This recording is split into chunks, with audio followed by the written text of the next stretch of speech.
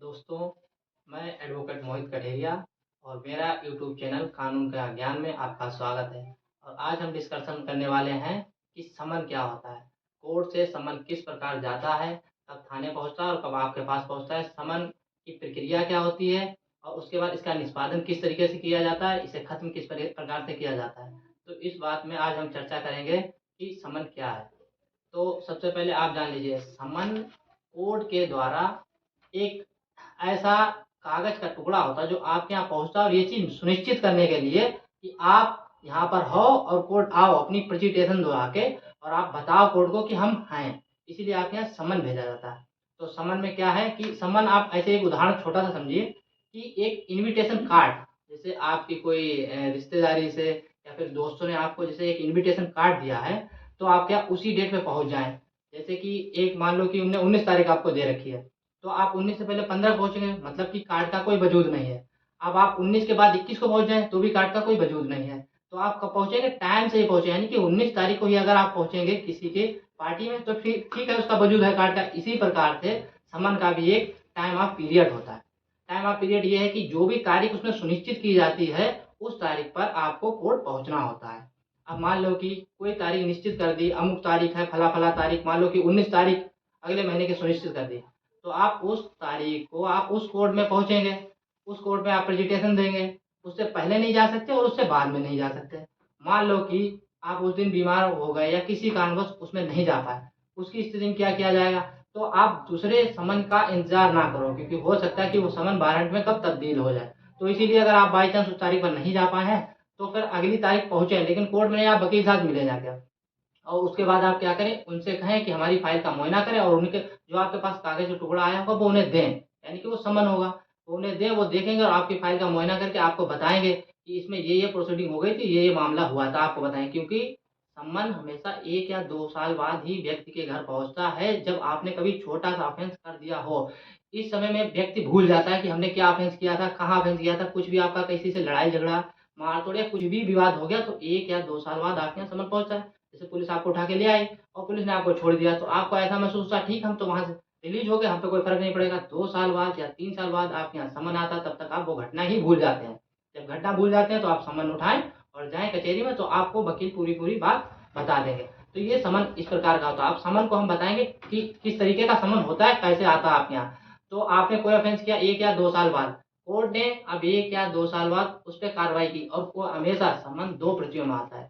ये धारा 63 के तहत, धारा 63 BNSS के तहत कि समन का प्रारूप कैसा होता है। तो समन हमेशा 2 कॉपी में होता है, कागज का छोटा सा टुकड़ा होगा, जैसा हम आपको अभी दिखा रहे हैं कि स्क्रीन पे देखो ये नजर आ रहा होगा, इसी प्रकार का एक टुकड़ा होता है। तो 2 होंगे उसमें।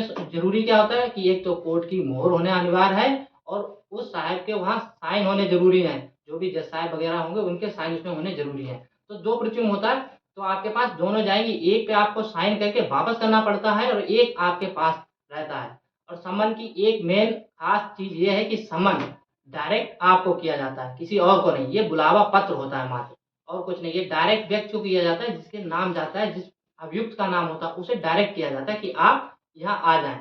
ये हुई समन की बात, ये हुआ समन का प्रारूप। अब अगर समन की तामीली किसे कहते हैं, आपको दिया समन की तामीली धारा 64 में इस प्रकार होगी कि आपको समन दिया गया किसी थाने के भार साधक अधिकारी द्वारा या फिर कोई सिपाही लेके आता है, तो आपको दिया, आपने उस पर साइन कर दिए, साइन कर दिया और वापस कर दिया। ठीक है, ये हो गई तामील। धारा 64 के अंतर्गत इसे कहते हैं तामील। अब मान लो धारा 65 में क्या होता है कि कभी कभार कंपनी या कोई सोसाइटी या फिर किसी निगम के लिए भी जो है समन जाता है। तो उसमें क्या है कि अब कंपनी तो उसमें साइन नहीं करेगी, लेकिन कंपनी का कोई जो MD होगा या प्रबंधक होगा या सचिव होगा, ये लोग साइन करते हैं। इसका मतलब ये कंपनी ने शामिल कर लिया। ये तो हो गई धारा 65 की बात। अब धारा 66 में एक चीज ये है कि मान लो आप नहीं हो, आप घर पर नहीं मिले, समन लेके आया कोई भी अधिकारी, सिपाही, पुलिस, जो भी लेके आया आपके यहाँ और आप नहीं हो, तो ऐसी स्थिति में आपको नहीं, आपके किसी परिवार के व्यक्ति को वो समन की एक प्रति दे देगा और एक पर साइन करा के वापस ले जाएगा। वो उसकी इच्छा है इस व्यक्ति की जो लेके आया कि आपसे साइन करवाए या ना करवाए, पर आप साइन उसमें कर सकते हैं, तो वो वापस ले जाएगा। इसमें आपकी तामीली हो गई। इसका मतलब ये आपने तामीली कर लिया। और मान लो कि आपने तामील कर लिया, उसके बाद धारा 67 में अगर कोई भी व्यक्ति नहीं घर पे मिला, आप भी नहीं मिले या कोई भी व्यक्ति नहीं मिला और आप सभी लोग चले गए, तो धारा 67 में एक प्रावधान ये है कि वो व्यक्ति आएगा और आपके यहाँ कहीं ऐसे दरवाजे पर, कहीं ऐसी जगह पे जो आप वापस आएँ और आपको वो आराम से दिख जाए कि हाँ, मेरे यहाँ समन आया था।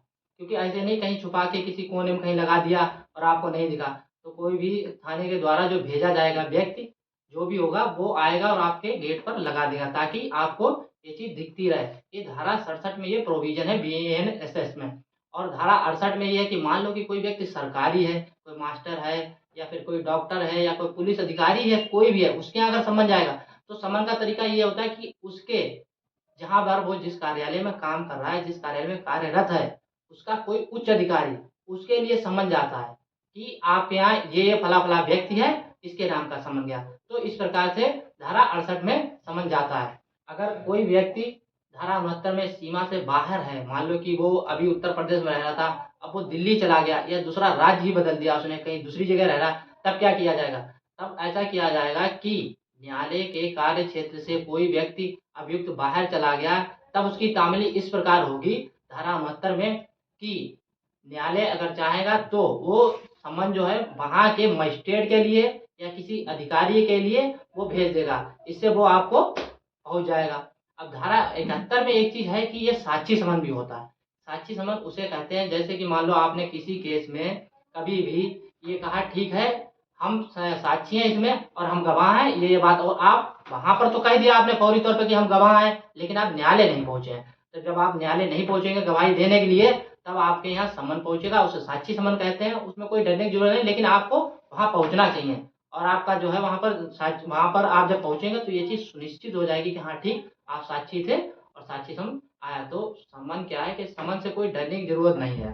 समन आप वहाँ पर पहुँचे, ये एक बुलावा पत्र होता, ये कोर्ट के द्वारा भेजा गया आपके लिए बुलावा पत्र होता, वहाँ पहुँचे और अगर डेट पर नहीं पहुँच पा रहे, आगे पहुँचे, उसके बाद आप वहाँ जाके वकील साहब मिले तो वो उसका मुआयना करके आपको पूरी बात बताएँगे। उसके बाद हो सकता है कि अगर आप समन लेने पर लापरवाही करते हो, तो इसमें वारंट भी आपके खिलाफ कट सकता है, इसके बाद एनबीडब्ल्यू भी कट सकता है। तो एनबीडब्ल्यू और वारंट के बारे में अगली वीडियो में चर्चा करेंगे। हालाँकि ये वीडियो आपको कैसा लगा और समन के बारे में कुछ इन्फॉर्मेशन आपको अच्छी लगी हो, तो आप कमेंट करें, वीडियो लाइक करें और सब्सक्राइब करें और कमेंट करके बताएँ कि कैसी वीडियो आपको लगी और अगली वीडियो आप कैसी चाह रहे हैं, इसके बारे में